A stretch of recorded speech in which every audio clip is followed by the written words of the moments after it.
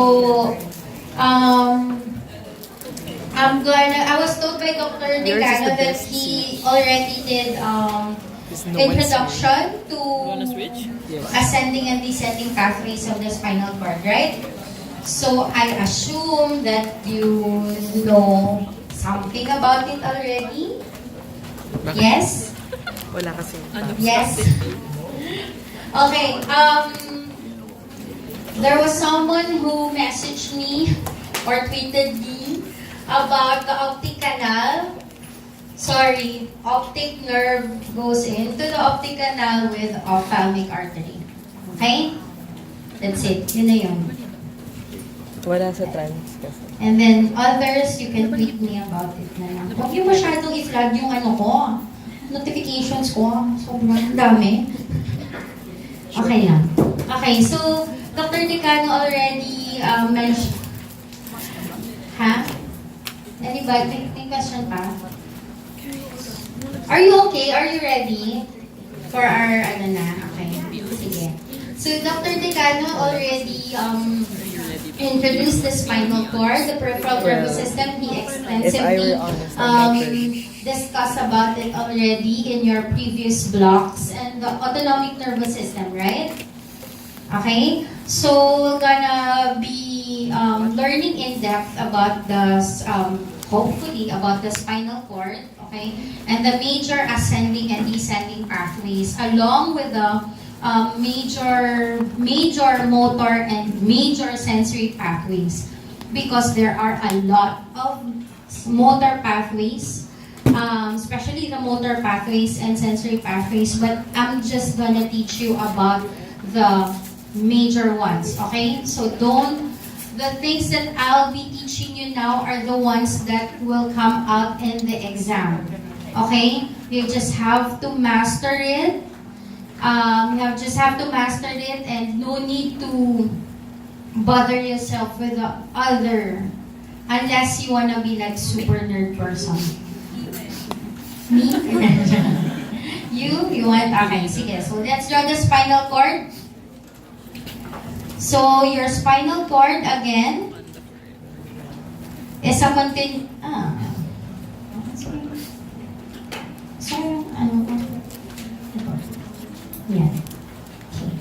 So, your spinal cord, again, is a direct continuation of your brain, of the brain stem, okay? It has, again, two enlargements, right? The cervical and the... Hindi ako sanay na katayo. I'm so arte. So arte. Yan. Yan. Cervical and the lumbosacral. Okay? Wait na. Pwede ba ako umupo? Yes. Yun na lang tignan nyo. Huwag akong tignan. Magulo ko. Ganun akong Judy. Okay. May drawing po. Don't copy me. Okay? Ang pangit, ang chaka ng ano ko. So, cervical enlargement, thoracic cord, and your lumbosacral. So, we've talked about this already. So, your cord ends at what level of the vertebra? L2 level. This is important because we do lumbar puncture at this between L2 to L3, because you don't want to puncture the spinal cord in the entry of your needle. Okay? Otherwise, your patient will have paraplegia. Okay? So now let's draw the cord. Your cord has white matter. Clear all. Okay. So as your brain has, di ba your brain has gray and white matter, di ba?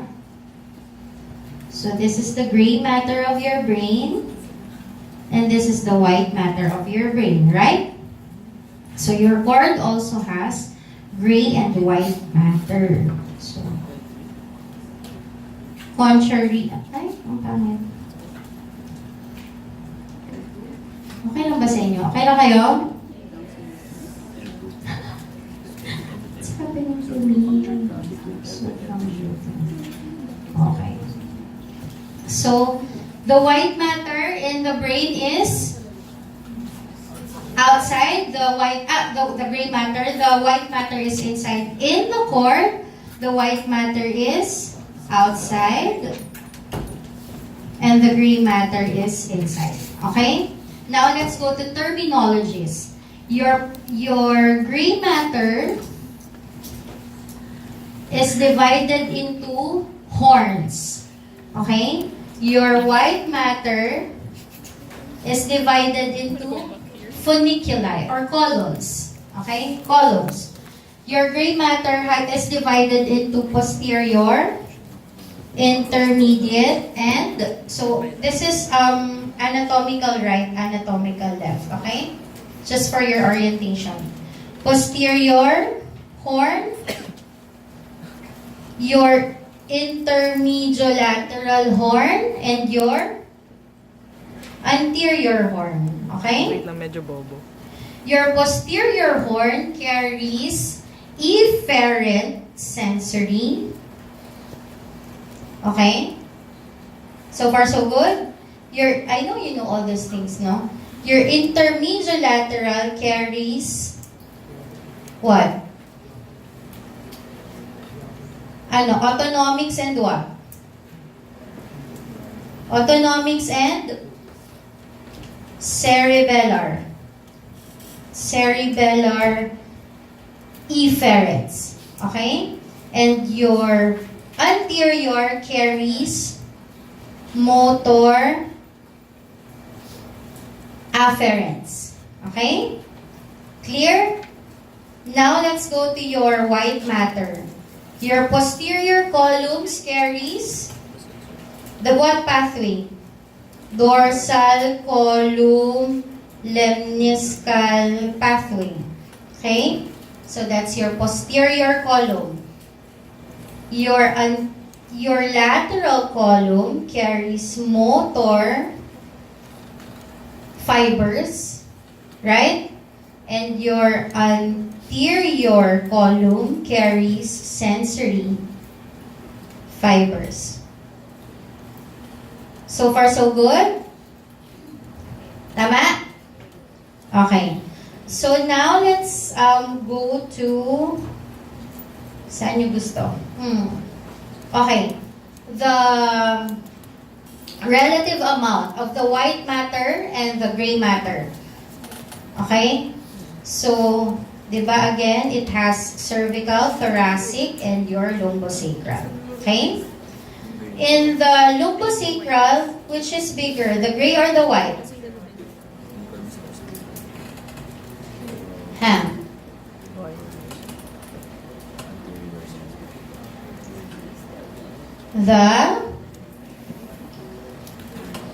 Because it has many afferent going to the limbs, the gray matter is relatively bigger than the white matter. Okay? In the thoracic area, because it has many motor fibers going down to the limbs, again, it has relatively small amount of gray matter and larger white matter. Okay? So, white matter is more than the gray matter. Okay? While in your cervical cord, almost the same because it's like a bridge. Okay? To the brain, to the lower upper limbs, and then to the lower limbs. So, relatively equal amount of gray matter and white matter. Okay? We're good. So now,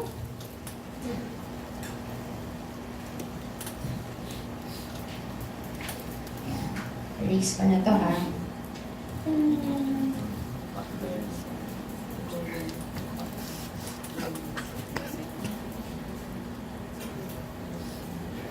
Alam niyo na yan?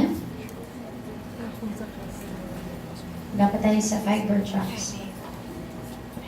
Okay. Now let's go to this portion of your cord. Let's go first to the dorsal. So ito, because there is what you call rexed lamination.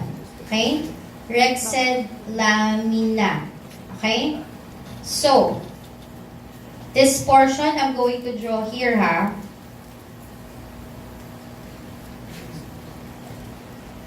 Nakakasunod? Okay, so this is your central canal for orientation. Okay, you have 10 rexed lamination. I'm just going to draw it.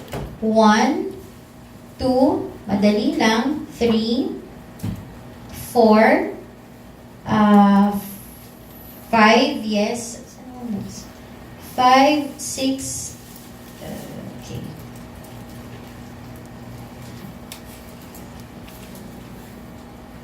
5, 6, 7, 8, 9, and 10. Huwag niyo na ako tanungin kung bakit yung 10 na doon sa ano. But that's how they do it, this person. Okay. So there is lamination, meaning there is each cutaneous apherex have their respective place in the posterior horn. Okay? This one, ito, ang tawag dito, this one is called the Lissauer's tract. Okay? The entry point of the posterior horn. Okay? The rexed lamina 1 is called your marginal nucleus. Your rexed lamina 2 is called your substantia gelatinosa. Okay? It's so called because in the histology, when it's the fibers that go inside here is poorly myelinated to unmyelinated. Kaya in loxofastane, para siyang jelly-like. Kaya siya substantia gelatinosa. Okay. The next is 3 and 4. This is called nucleus proprius. Okay. 5 is, as it is, 5, 6, 7. 5, 6, your 7 is called dorsal nucleus of Clark.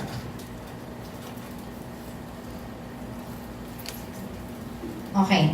So you know that in the posterior horn, rexed lamina 1 to 6, okay, is the entry point for spinothalamic tract, right? Or anterolateral system, okay?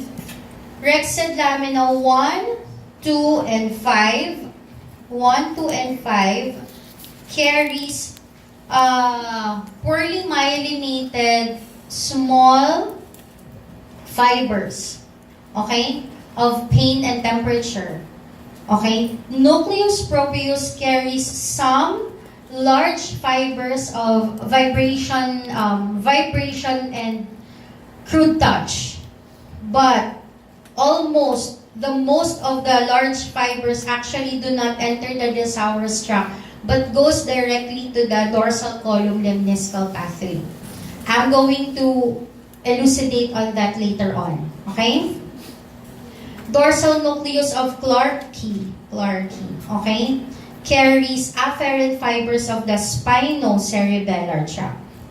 Spinocerebellar. Okay? Spinocerebellar tracts. And your 8 and 9 is the motor horn. Okay? We're good? Did I forget anything here in my...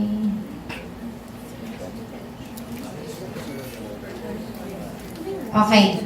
There is another fasciculus within the cord. So, diba, this is white matter, this is gray matter. This is posterior horn, intermediolateral, and your anterior, okay? Within this, just contiguous to your gray matter is your fasciculus proprius. This fasciculus is not every neuroanatomy book tells this one. Pwedeng ibang color. Para mas maintindihan natin. Okay, ito. This one. Around your gray matter is your fasciculus propius.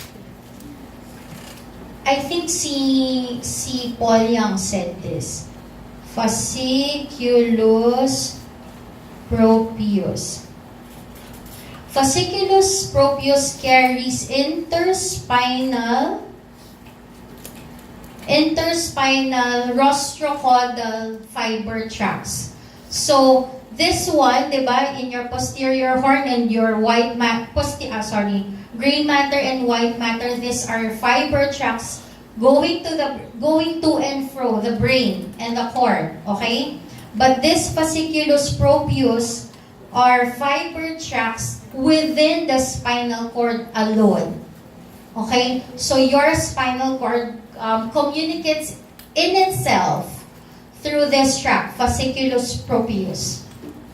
Okay? So we're good there. Okay. That's clear. Everything clear? I want you to understand along, okay? Now, let's go to... Sige. Let's go... Everything, okay? Let's go to the covering of the spinal cord. So, your brain, again, has... Diba, your brain, as I told you, has 3 coverings.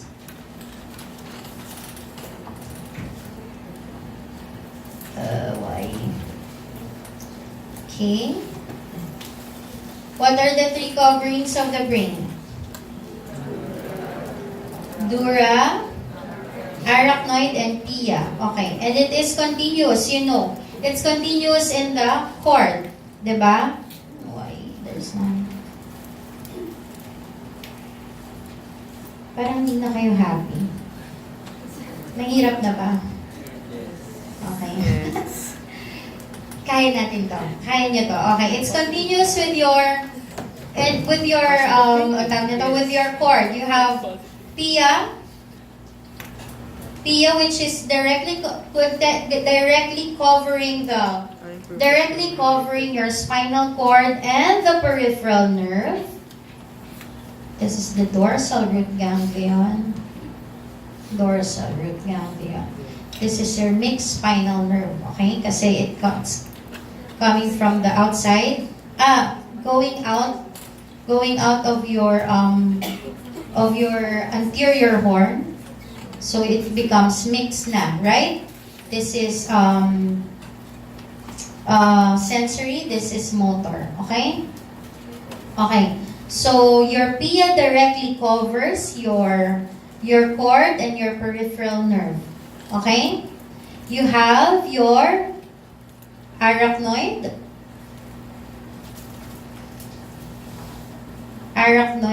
and your dura mater. Okay?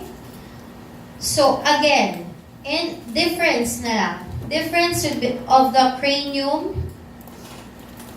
and the spinal cord covering.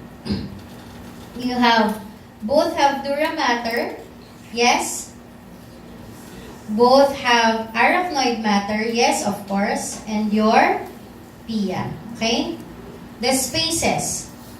The epidural space in the cranium, it is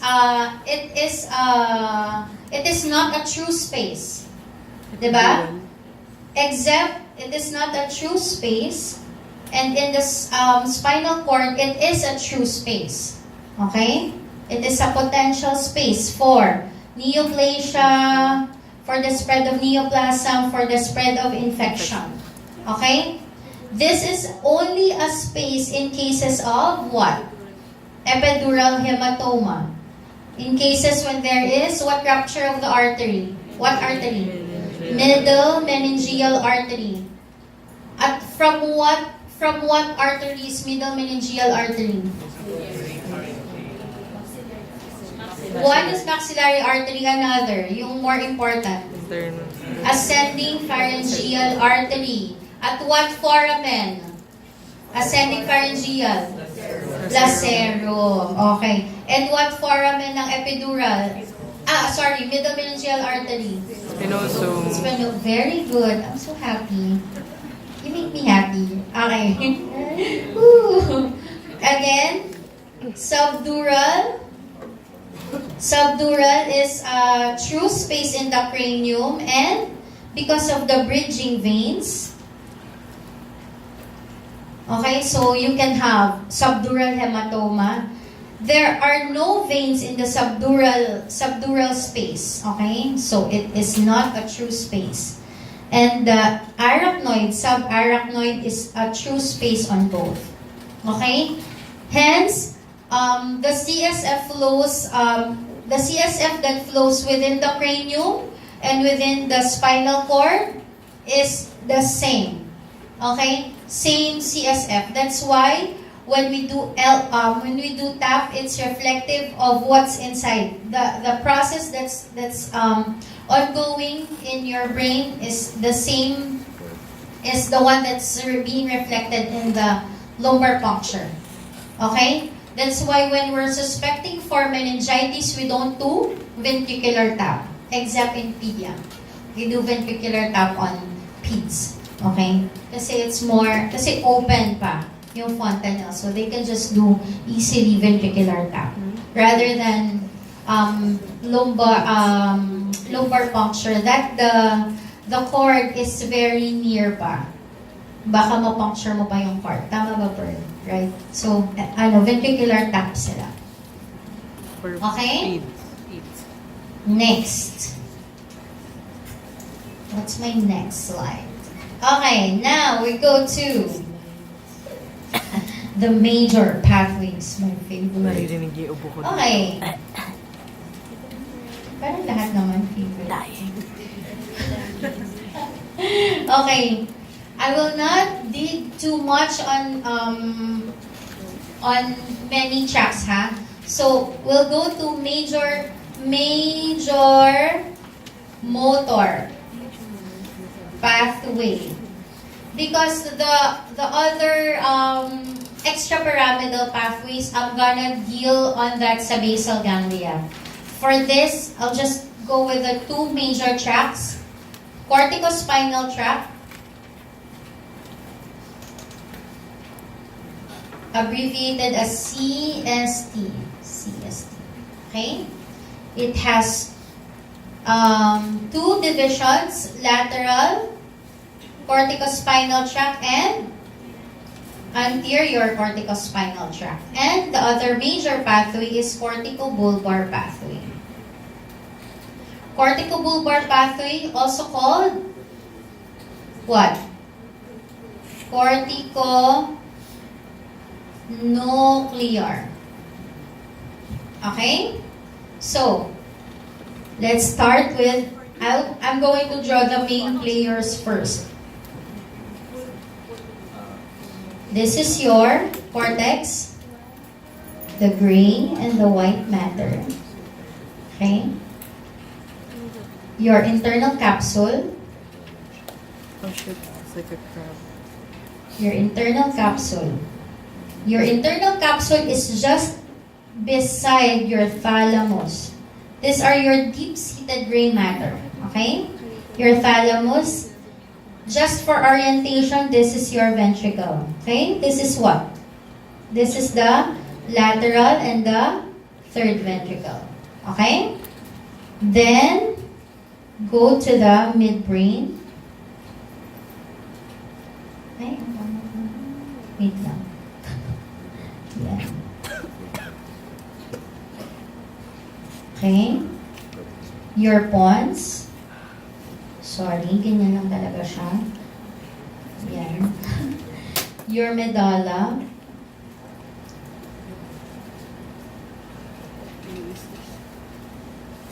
And the last one is your cord. So, lalakihan ko na yung cord mo. Corona.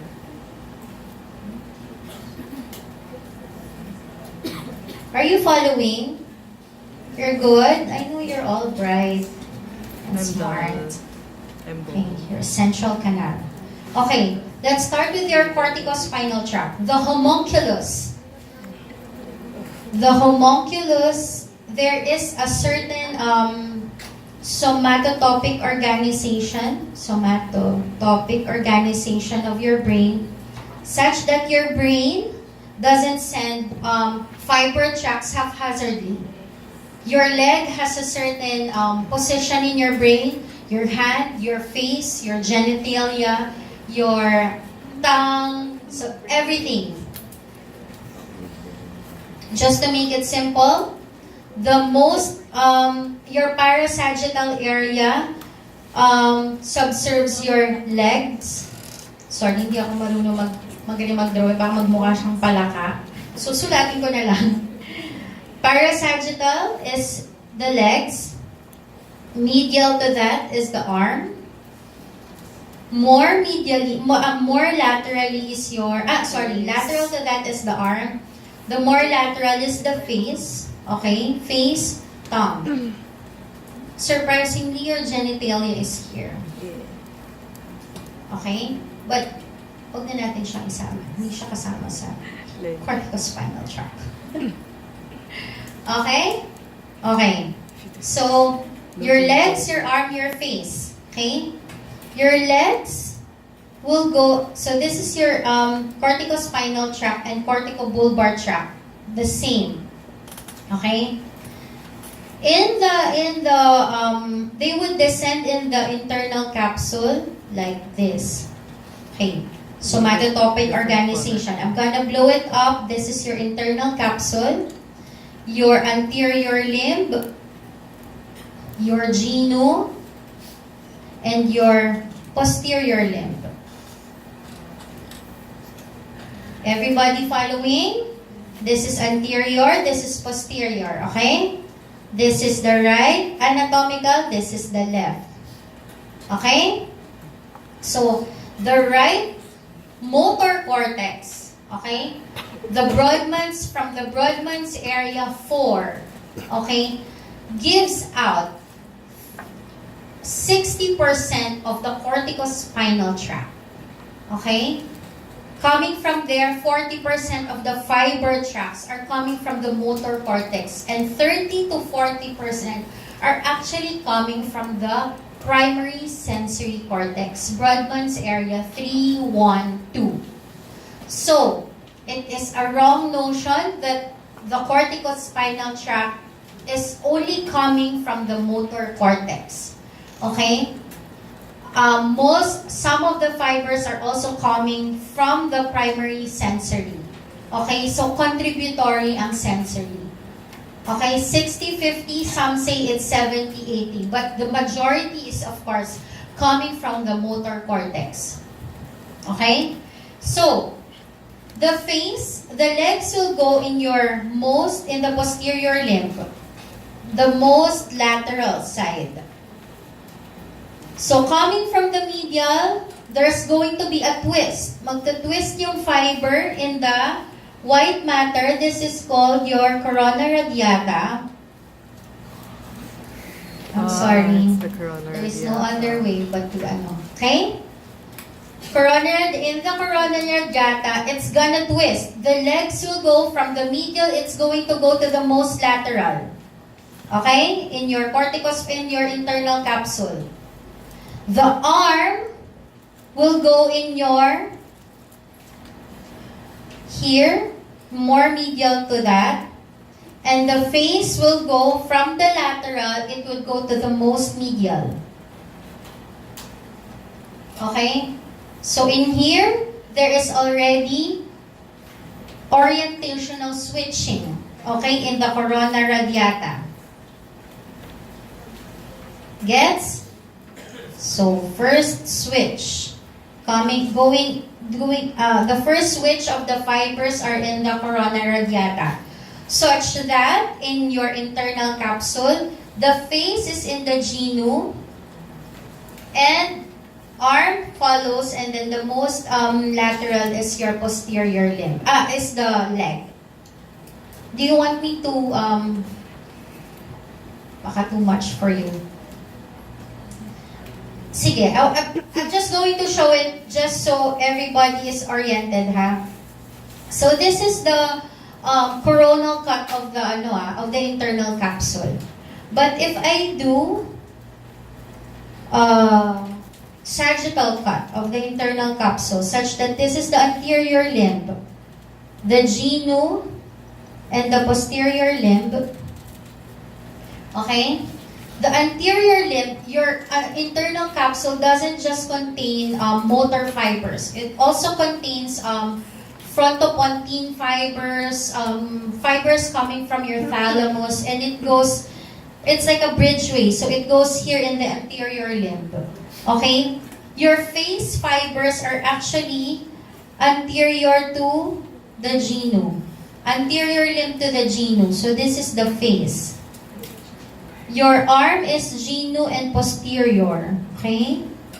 And your legs is mainly posterior lang. Okay? Pearl, important to. Your